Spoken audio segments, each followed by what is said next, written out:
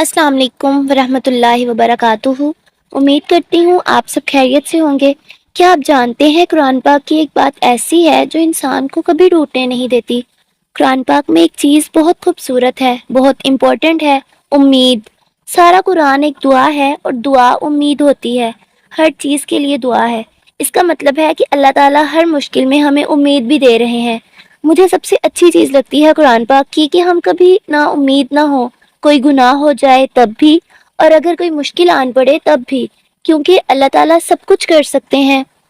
جب بھی ہم قرآن کھولتے ہیں تو ایسا محسوس ہوتا ہے جیسے ہمارا رب ہم سے بات کر رہا ہو، ہمیں سنبھال رہا ہو اور ہمیں یہ یقین دلا رہا ہو کہ اس کی رحمت کبھی ختم نہیں ہوتی۔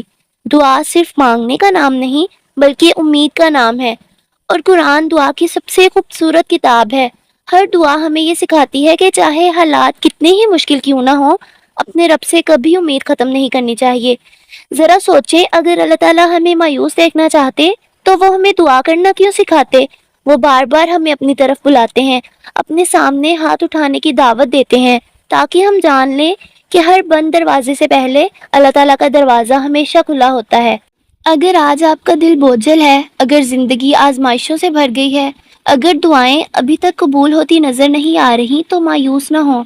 قرآن کھولیے، کیونکہ ہو سکتا ہے جس امید کی آپ تلاش کر رہے ہوں اس کا جواب اللہ تعالیٰ نے پہلے ہی اپنی کتاب میں آپ کے لیے لکھ دیا ہو۔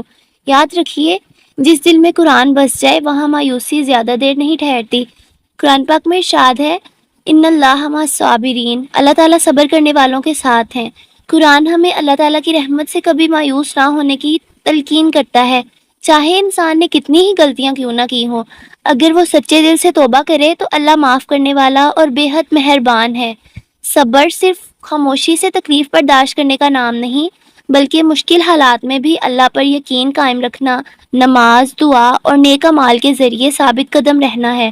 قرآن بار بار بتاتا ہے کہ اللہ صبر کرنے والوں کے ساتھ ہے اور ان کے لیے بہترین اجر تیار ہے۔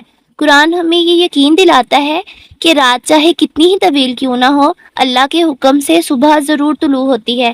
اس لیے کبھی مایوس نہ ہوں، صبر اختیار کریں، دعا سے اپنا تعلق مضبوط رکھیں، کیونکہ اللہ کے فیصلوں میں ہمیشہ خیر ہوتی ہے، چاہے وہ ہمیں فوراً نظر نہ آئیں۔